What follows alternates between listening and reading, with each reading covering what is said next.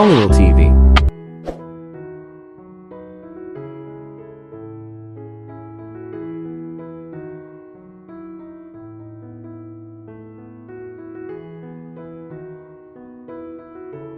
Mabilis ang bawat hakbang ni Rosie.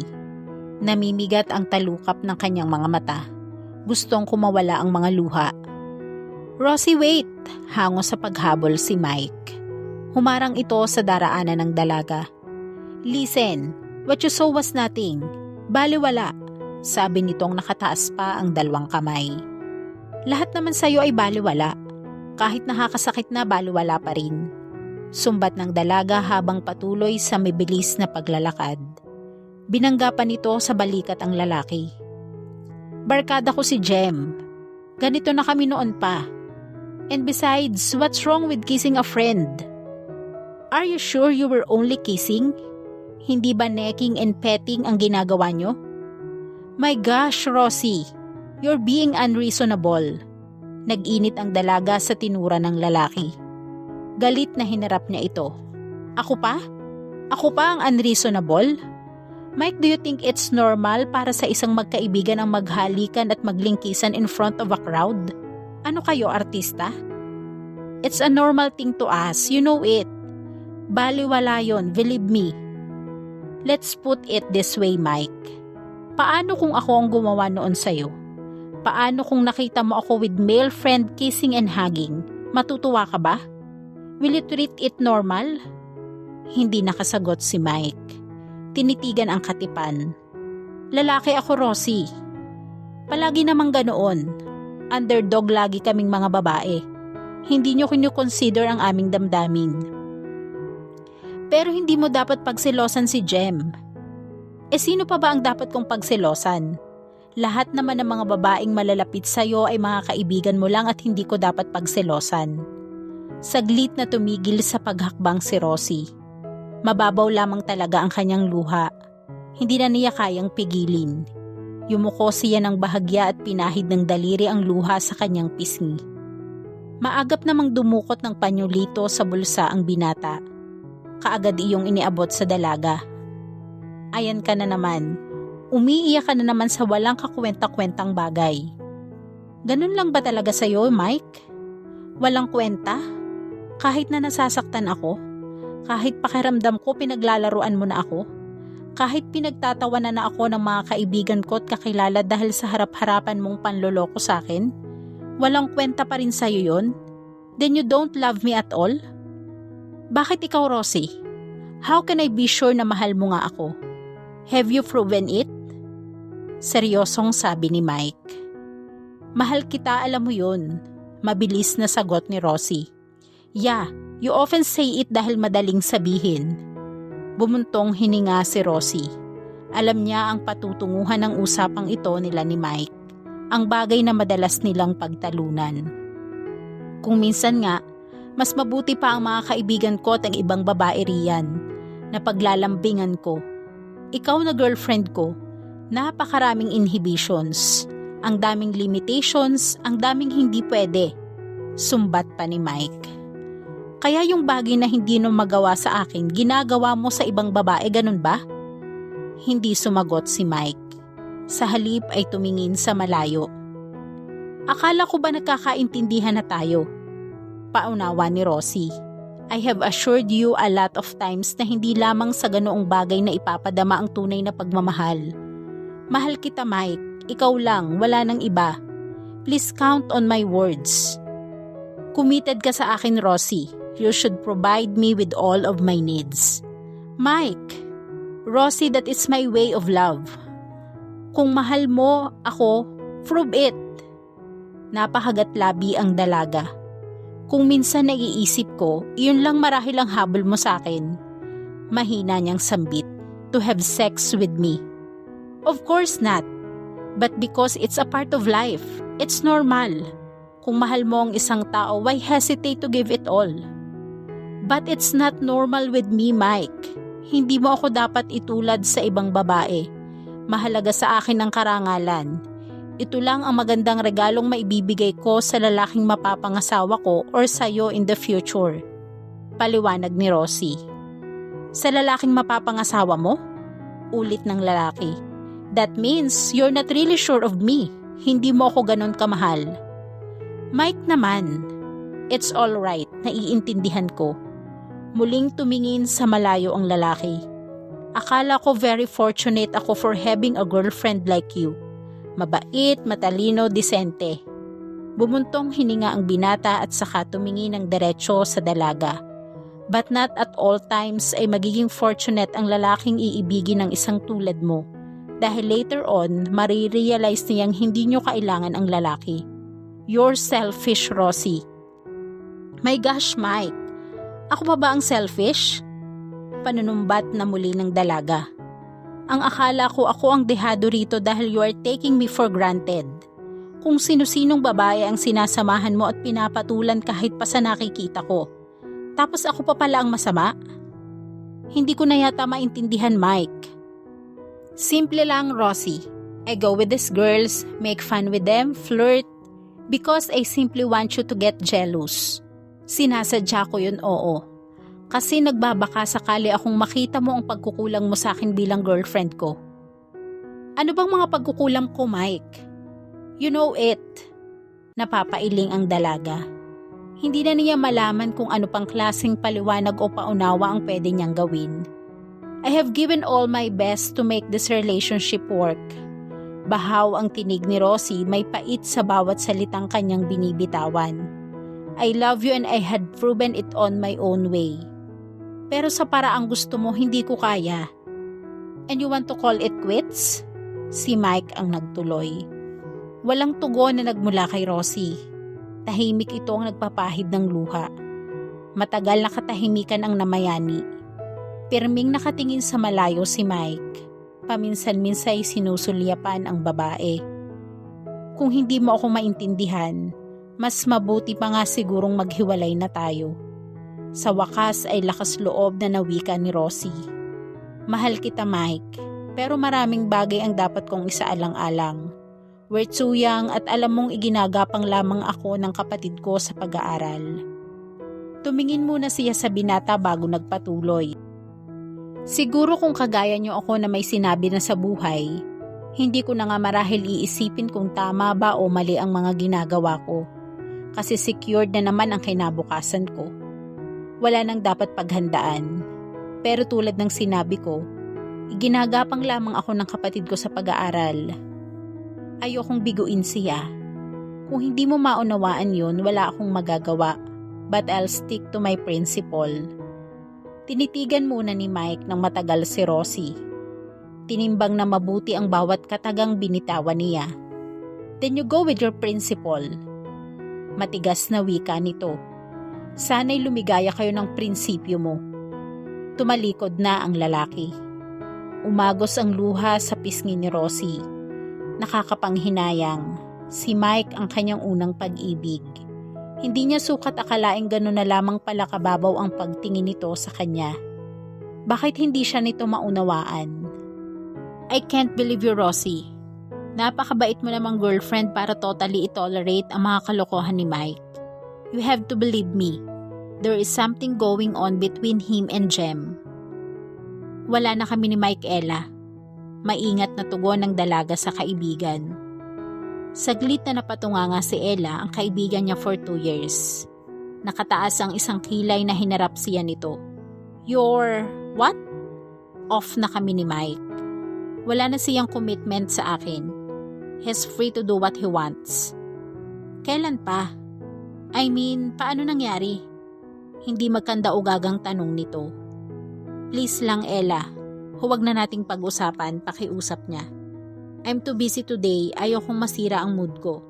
Inimpake ni Rosie ang mga nagkalat na libro sa mesa. Obvious na kahit binabasa niya ang mga yon, wala ron ang kanyang isip.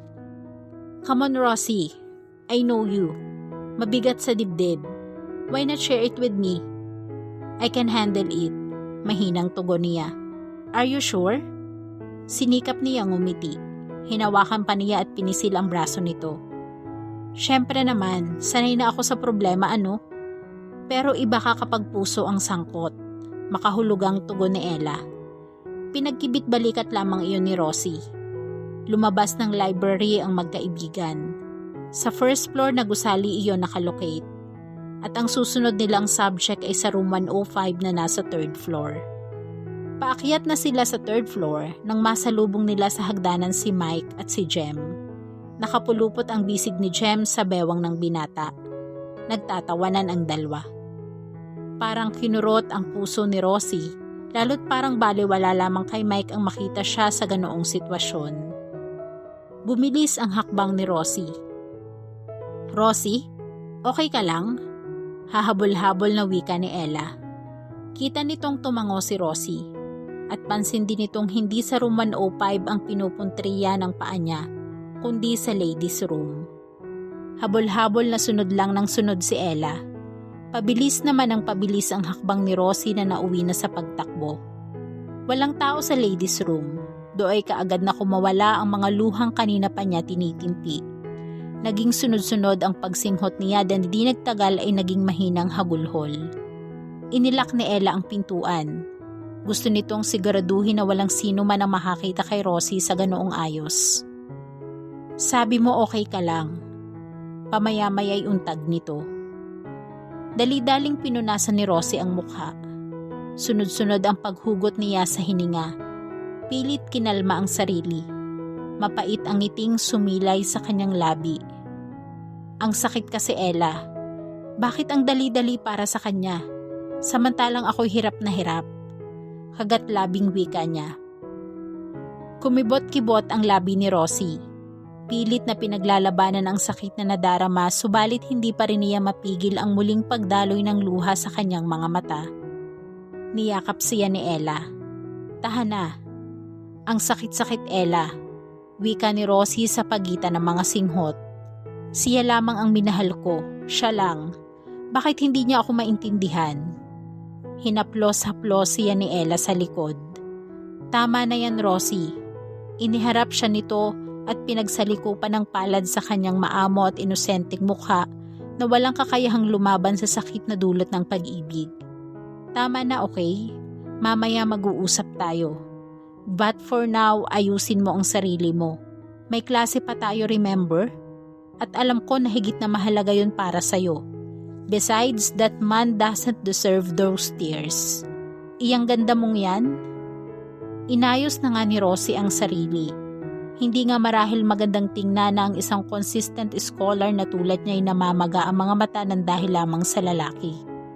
Kinuha ni Ella mula sa bag nito ang isang press powder at saka iniabot sa kanya.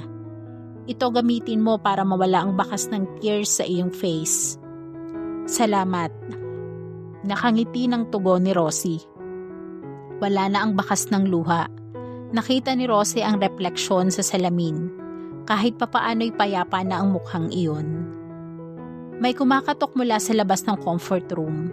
Nagkatinginan ng bahagya ang magkaibigan sabay nagkangitian. "Ano, okay ka na ba?" tanong ni Ella. "Oo, halika na." Nang buksan nila ang pintuan, 3 codes ang nagbungara nila. Takang nagkatinginan ng mga ito. "It's your turn, girls," nakangiting sabi ni Ella. Malayo-layo na sila'y dinig pa rin nila ang pagbubulungan ng 3 babae. "Bakit kasi naglalak pa? Pare-pareho naman tayong babae," sabi ng isa. "Baka may milagrong ginawa," segunda ng isa pa. "It can't be, ha? Kilala ko yung mahabang buhok, si Rosie de Jucos yun. Consistent scholar at girlfriend ni Mike Torres." Bakit nga nakalak? Anong ginawa nila?" "Hay naku, pabayaan nyo na nga sila. Trip lang siguro, tayo naman ang mag-lock dito." Sabay naghagik-gikan ang 3 babae. "Napagkamalan pa yata tayong mga lesbyana," ani ni Rosie nang makalayo sila. "Pabayaan mo silang magduda to death," sagot lang ni Ella. Sa may bungad ng room 105, kapansin-pansin ang isang mestisuhing lalaki na nakatayo roon. Binilisan ni Ella ang paglakad at agad na lumapit sa lalaki. "Eric, bakit?" Ngumiti ang lalaki pagkakita rito. "Ano, tuloy ba tayo mamaya?" Sagot tanong nito. Si Eric ang nobyo ni Ella. Doon din ito nag-aaral, ibang department nga lang. Biglang natutok ni Ella ang bibig. Nakalimutan nitong may usapan nga pala sila ni Eric ngayong gabi at nakipag-commit naman ito kay Rosie. Sumulpot sa gawing likuran nito si Rosie at dinig naman niya ang pinag-uusapan ng dalawa. "I'll be okay, Ella. Don't worry. You can go with Eric." "Hindi," bumaling si Ella sa nobyo.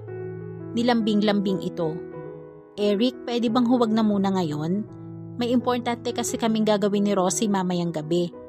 Hindi pwedeng i-postpone ito. Total naman sweetheart, pwede pa nating ituloy ang lakad natin bukas, di ba?" Bahagyang kumunot ang noo ni Eric. Napasulyap kay Rosie. "Wala ba akong dapat ipagselos?" Tanong nito. Anyong nagbibiro. Natawa lang si Rosie. "Eric ha?" Nakairap na wika ni Ella. Ngumiti na rin si Eric sabay halik sa pisngi ng katipan. Okay, bukas na kung bukas. Pero after bukas, no more bukas ha?" Sabi nito na nakadikit ang mukha sa mukha ni Ella. "Promise," tugon ni Ella sabay taas ng kanang kamay. Matapos ang malalagkit na titigan, pinisil pa muna ni Eric ang palad ni Ella at saka nagpaalam. Kumaway rin ang lalaki kay Rosie. Wala pa ang kanilang propesor. Maingay pa sa loob at may kaunting oras pa para magchismisan. "Ang sweet niyo pa rin ni Eric," nananaghiling tinura ni Rosie. "For almost 2 years, hindi pa rin kayo nagbabago." "Well, kasalanan ni Eric yun," pakikay na tugon ni Ella. "Masyado kasi siyang pasensyoso, malalahanin at maunawain kaya ganon." Napalis ang sigla sa mukha ni Rosie. Biglang kabig naman si Ella. Hinawakan sa palad ang kaibigan. "Sorry." Ipinatong ni Rosie ang isang palad sa kaibigan. "Okay lang." Pilit ang ngiting sagot niya. "Mas mapalad ka nga siguro sa akin when it comes to men. Or maybe it's not yet my time." "Yeah," sigunda ni Ella. "Hindi si Mike ang para sa'yo. There's someone else out there na mas deserving." Hindi na kumibo si Rosie. Gustong tutulan ng kanyang isip ang tinura ng kaibigan na hindi si Mike ang para sa'yo. Dahil para sa kanya si Mike lang ang kanyang mamahalin. Ang una't huling lalaking kanyang iibigin. Hindi na siguro magmamahal pa ng iba ang kanyang puso dahil ang lahat-lahat dito ay nakaukol na para kay Mike. Pero paano pa? "Oh, ayan ka na naman." Untag ni Ella nang mapuna siyang natitigilan na naman. "Tigilan mo na ang pag-iisip. It's not good for you, okay?" Blessing in disguise na rin ang pagdating ng terror nilang propesor na si Miss Aquin. For an hour ay makakalimot siya pa sumandali sa problemang pampuso. Iyan ang gusto ko dyan kay Miss Aquin eh. Meron siyang panggugulpe di gulat. Bulong ni Ella sa kanya. Paano ba na may kakapasok pa lang nito'y kaagad na nagpapahanda ng papel para sa isang surprise quiz daw? "Why, Miss De La Cruz? Is anything wrong?" Litanya ni Miss Aquin paharap kay Ella. Hawak nito sa tangkay ang degradong salamin. Napapitlag si Ella. "No, ma'am." Umupo na sa may unahang mesa ang maestra. "Everybody ready?" Walang sumagot. Tahimik ang lahat. "Okay, let's begin."